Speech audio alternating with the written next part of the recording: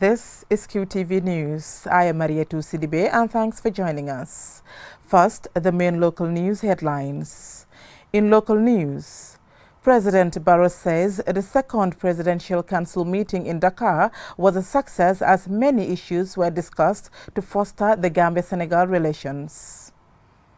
The National Assembly Select Committee on Regional Government and Lands have given mayors and chairpersons of area councils an ultimatum to submit their 2019 financial reports. A team of surgeons from the United Kingdom are conducting free surgery on various medical conditions at the Edward Francis Small Teaching Hospital in Banjul. As the deadly coronavirus continues to spread around the globe, the National Association of Gambian Nurses and Midwives are training our nurses on infection control practice of coronavirus. Lamin Health Center gets a new ambulance donated by partners of an NGO based in the Netherlands. Those were our main headlines, and now the local news in detail.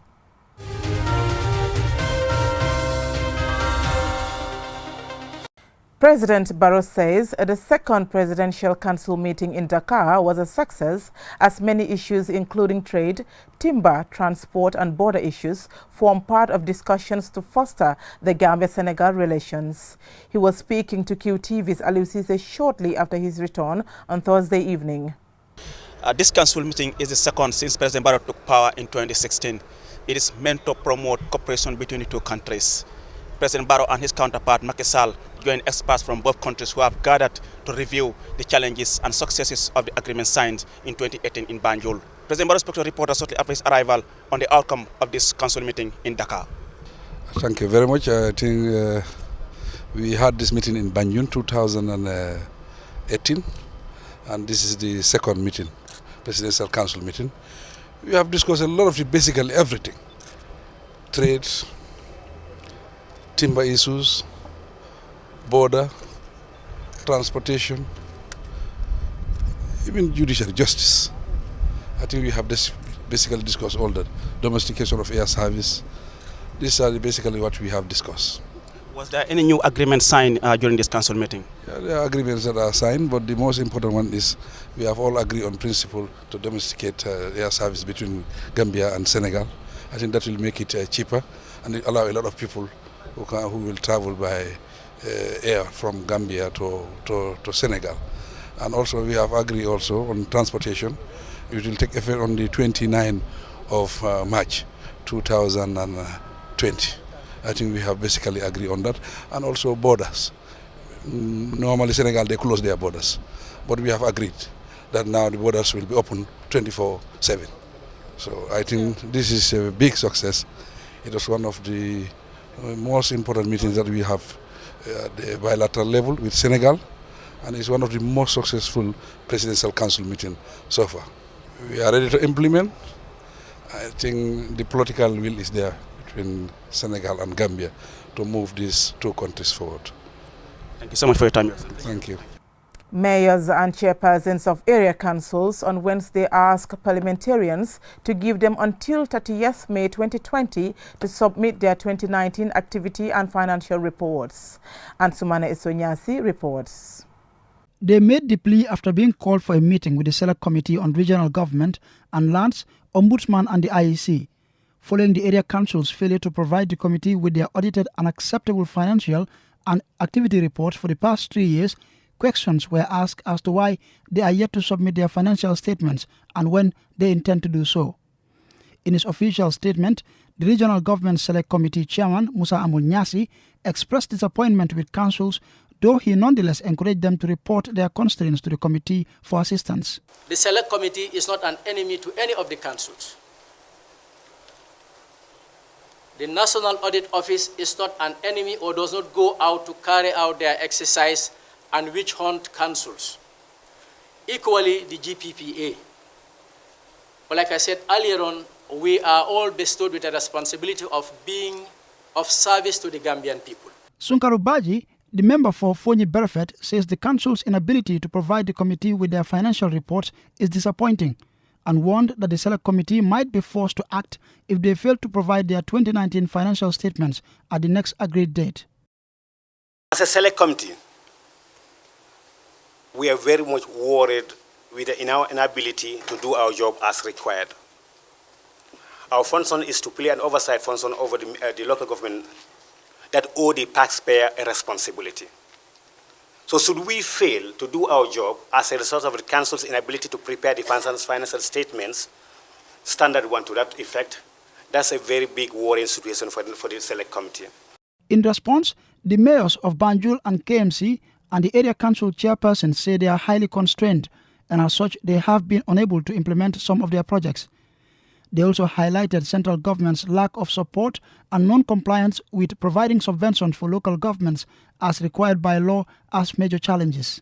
On behalf of the councils, the chairperson of Mansakonko Area Council, Landing B. Sane, says having consulted among themselves, they have agreed to submit their financial reports for the year 2019 by 30th May.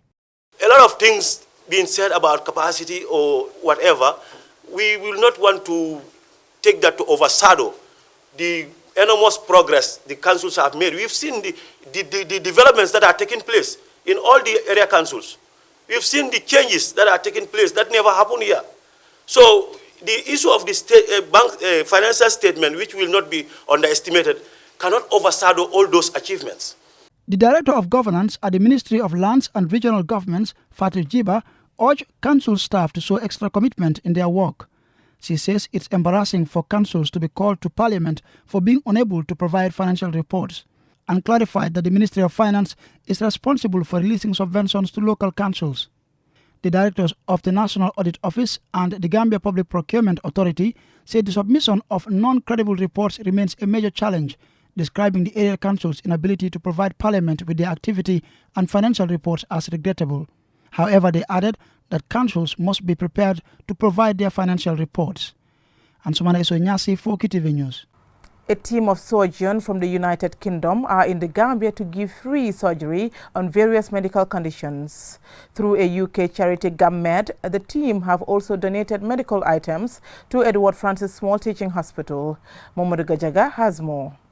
This medical team includes radiologists, orthopedics and anesthetists who are on a week-long visit offering support in surgical care. They have been visiting the hospital in the last 3 years, successfully conducting surgery on different bone conditions and taking care of trauma patients. The surgeons have also donated surgical equipment to the hospital, including operating tables, drills and bone grafts. Over a 3-year period, an estimated $10 million worth of equipment has been donated by them to the hospital. We're very grateful to the team for continuing to come out. I think it's very important to also mention that they come out they take their own leave to come here out of their annual leave. They pay for their own tickets and they pay for their own accommodation, which is not a small amount. So I think it's very laudable, and I think we need to appreciate the fact that they continue to do this, and not just once, repeatedly. The team is also expected to conduct some training for doctors in diverse areas to enhance their knowledge and help improve their work. The Gambia does not have a central medical record of patients in the country. Dr. Rosie Scott, a consultant radiologist, says the use of digital technology could be used to establish a proper medical record for patients. The admin support is a little fragmented at times, and quite often we've noticed there are no scheduled clinic appointments. Patients are sick and they struggle sometimes to come from quite large distances to this hospital, and medical staff are sometimes stretched. Back home in the UK we have lots of standardised systems, perhaps too much sometimes, but we feel that a little bit of standardisation might be useful to run your processes. And IT system we think may help you in some of your solutions. Dr. Charles Roberts, Deputy Chief Medical Director at the Edward Francis Small Teaching Hospital, says the hospital is in need of support, especially equipment, and thanked the UK medical staff for their assistance. Before, we used to have patients who would be in the ward for 6 to 8 weeks on traction, and sometimes the traction is not being monitored. They end up with twisted limbs and all that, but all that has changed. And I think it's a move in the right direction. In recent weeks, the Edward Francis Small Teaching Hospital has seen a number of donations in terms of equipment and practical assistance and training. Medical practitioners in the Gambia face challenges such as having to work extra hours due to understaffing, shortage of equipment and medication. Until these issues are addressed, attaining universal healthcare goals will be difficult, if not impossible. Mamudu Gajaga, QTV News. A 2-day training of trainers on infection control practice of coronavirus for nurses is underway at the Gambia College School of Nursing and Midwifery in Banjul. The training is organized by the National Association of Gambian Nurses and Midwives. Jaina Basonko reports. The National Association of Gambian Nurses and Midwives held the training just a day after the coronavirus COVID-19 was declared a pandemic by the World Health Organization. As of the 12th March, there were 124,000 cases of the disease in at least 118 countries, with 4,613 deaths.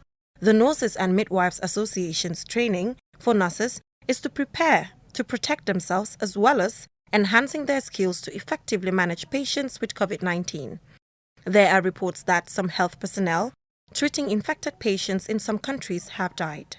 UK Health Minister Nadine Dorries has been diagnosed with COVID-19, and renowned Italian doctor Roberto has died from coronavirus. When the Ebola came, the place that were affected, like Sierra Leone, the Guineas, and also the Liberia, nurses were highly infected because they were actually taking care of them. So most of them actually, some of them died, and some of them were able to survive it. So we don't want the same scenario to actually happen in the Gambia here.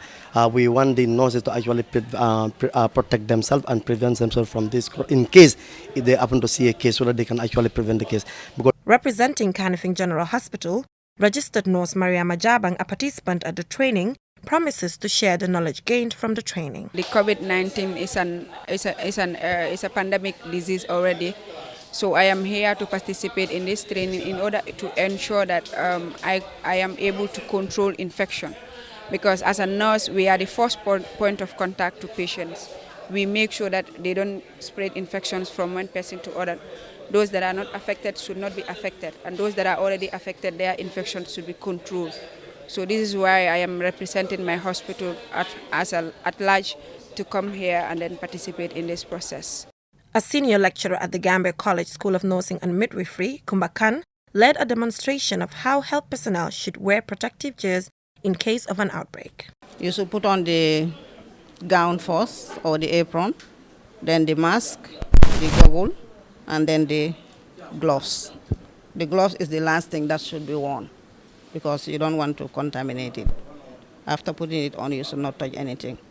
And when it comes to removing, it's the gloves that should be removed first because it is contaminated. When it comes to infection, the hand is the most important thing because everything. When you take care of the hands, 80% of infection will be taken care of, or will be prevented.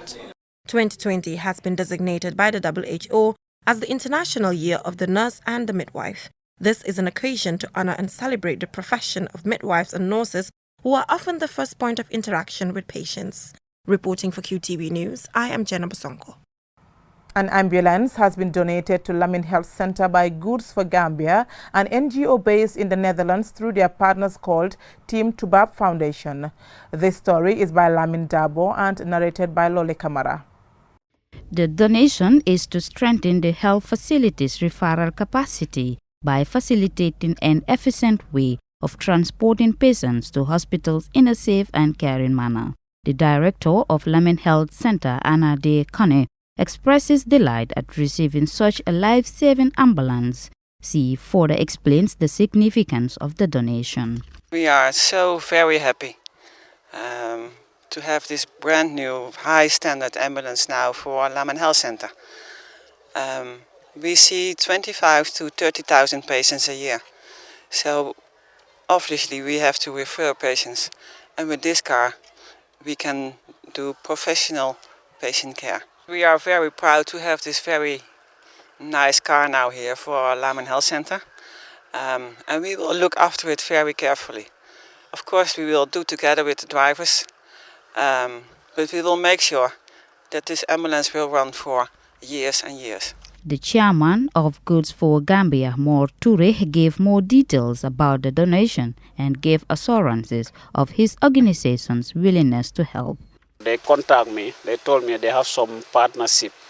One foundation called Team Tubab. They want to bring an ambulance, and they asked me either it's possible. I told him anyway, let me contact the ministry because we collaborate with them. So then I contact the ministry, and definitely they open door for us. So then we start the process, and we get the ambulance today, and without any difficulty or paying a lot of money.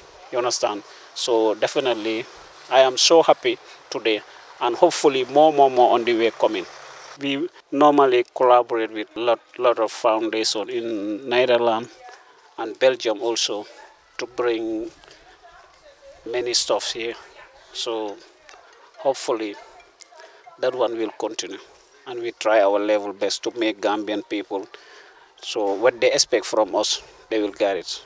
A representative of Team Tubab Foundation, Jarno Sething, shares his expectations. To help the Gambian people. It's not only this village, but all the country. That is my purpose, to help Gambia with this car. Jim Job, a partner to the Goods for Gambia organization, explains the organization's readiness for effective and efficient partnership. We are proud of Goods for Gambia and any partners actually in the diaspora that I really intend to help the government of the Gambia to complement the efforts of the government of the Gambia, particularly in the health sector as well. Because the Gambia government, they cannot do it alone. We need partners like this. So I believe the partnership will continue, and Goods for Gambia will here to stay to help the government of the Gambia. And of course, I believe those are open to other partners in the diaspora who also want to bring equipment to the country freely. Then I believe you can contact Goods for Gambia, and of course, it will deliver to the health sector as well. Goods for Gambia is a Netherlands-based NGO focusing on improving, promoting, and supporting healthcare and education in the country. Reporting for QTV News, I am Loli Kamara. We will go with a short commercial break, and when we come back, we hear about a capacity enhancement forum for National Assembly Select Committee on Environment, Development and NGOs Affairs. Join us after the break for these stories, sports news and more. One nation, 8 tribes. We are the smiling coast of Africa. Gap-toothed, wide smile, rich melanin skin, radiant with the colors of a rich tapestry of cultures, telling one story of unity and beauty. Wrapped in the soft folds of a mother's sir, a Khalifa's grandbuba, we embody the past of our ancestors and the promise of our descendants. Follow the records of our history, this story that tells of a people watered by the river in the gleaming sun of a coastal nation. Listen to the folk tales, those old tales we grew up on. Lebon, Lupain, Amon Nafi, Danaam. Hear the music of an entire nation in the language of its heart and mother tongue. Our tongues are heavy with the song of our people. Rich and thick it rolls off like domoda, soft like yasa, bena chinla, nyokomom. Feel the beat of our pounding feet as we dance to the sounds of a throbbing drum, ageless in its rhythm. The griot's kora that speaks the wisdom of the ages. The sweet sound of a mother's lullaby bringing even sweeter sleep. We clap a melody with young and old hands, a symphony full of the pleasures of life, the joys of work and home. We are Gambian. Bi suñu cosaan la, suñu dëkk, suñu bos. Welcome back. The National Environment Agency on Thursday began a 2-day capacity enhancement forum for the National Assembly Select Committee on Environment, Development and NGOs Affairs, as well as chairpersons of other select committees. Ahmad Oba attended the opening ceremony and tells us more. In its bid to strengthen capacities to tackle and actively participate in the global crusade to preserve and protect the environment, the NEA aims to foster the participation of National Assembly members in environmental legislation and policy implementation both nationally and globally.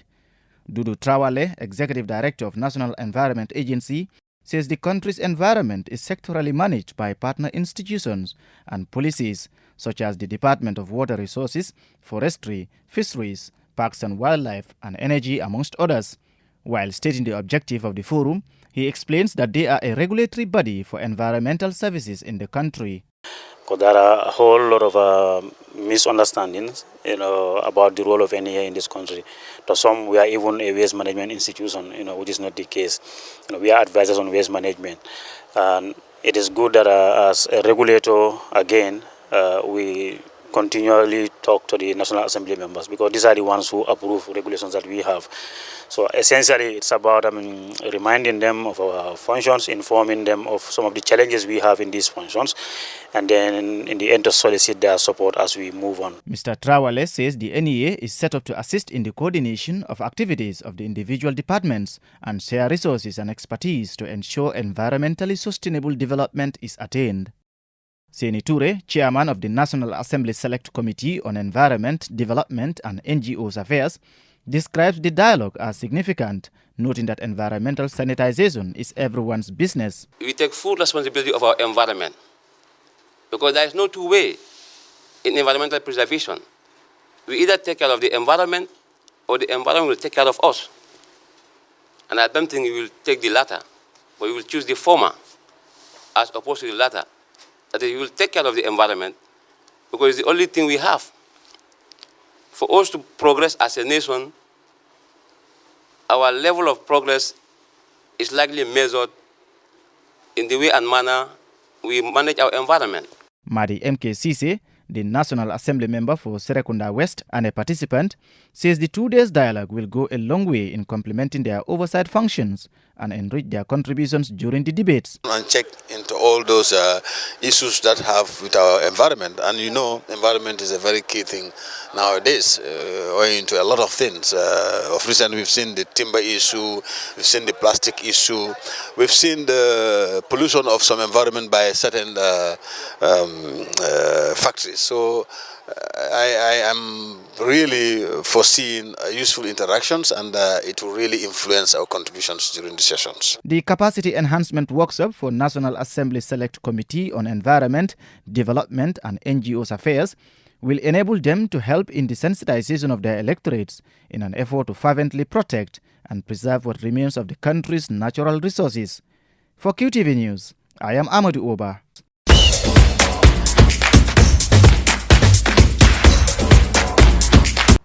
And now, on to some sports news. The Gambia Organization for the Visually Impaired, GOVI, on Thursday held its 4th inter-house competition organized to showcase the talent and potential of people with visual impairment and to eradicate discrimination linked to visual impairment. Babukar C. reports. The officials of GOVI said the visually impaired are mostly left behind, and thus the purpose of the day-long extracurricular activity is to send a message to people that the visually impaired are also important in society.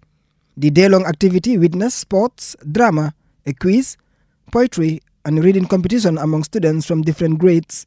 At the opening ceremony, Madam Aida Baji from the Special Need Unit said people with visually impaired should not be left behind. To stand in for my boss, Anna Nancy Mendy. Sports being very important in the lives of a human being, especially children. The Minister of Education strongly advocates for inclusive education, meaning including all persons irrespective of either being disabled or differently abled. For that being the case, the curriculum, we should include them into the school curriculum that all persons with disabilities have the right to sporting activities. On that note, I therefore deem it significant for all children to get involved so that they could stay very healthy. Samba Jaite, the initiator of the inter-house activity, said if other schools can organize extracurricular activities, why not GOVI? All schools are having inter-house activities. Why not GOVI? Although we are visually impaired, but why can't we have it? The executive director of GOVI, Mr. Lamin Koli, has this to say. As the saying goes, all work, no play makes Jack a dull boy. This event is really significant. Hence, we are working towards the empowerment of visually impaired children to become very empowered very empowered in the future. By doing so, we all know that before you are empowered, you need to be healthy. And physically, you have to be healthy. And this is the reason why, as part of the school curriculum, physical education is included. Participants in various sports activities are delighted, and Malik Sise won the gold ball match for his Blue Kunda team. Feel happy playing this game because it's our capital city. We have to show the world that we are Govi. We cannot see, but we can conquer. That we can do what they can do. Yeah, they are not better than us. We can do 100 jobs that they can do. We can do double of that. Some sports like goalball and beep baseball are specifically played by people who are blind or visually impaired, while others like swimming and running are easily adopted for them. People who are blind or visually impaired can enjoy many activities, both for leisure and to compete in professional teams. Babu Karsi, QTV News. Before we end this bulletin, let's take a quick look at our main stories. President Barrow says the second Presidential Council meeting in Dakar was a success as many issues were discussed to foster the Gambia-Senegal relations. The National Assembly Select Committee on Regional Government and Lands have given mayors and chairpersons of area councils an ultimatum to submit their 2019 financial reports. A team of surgeons from the United Kingdom are conducting free surgery on different medical conditions at the Edward Francis Small Teaching Hospital in Banjul. As the deadly coronavirus continues to spread around the globe, the National Association of Gambian Nurses and Midwives are training our nurses on infection control practice of coronavirus. Lamin Health Center gets a new ambulance donated by partners of an NGO based in the Netherlands. That's all we have for you in this edition of the news. Join us tomorrow for more news. Thank you for watching.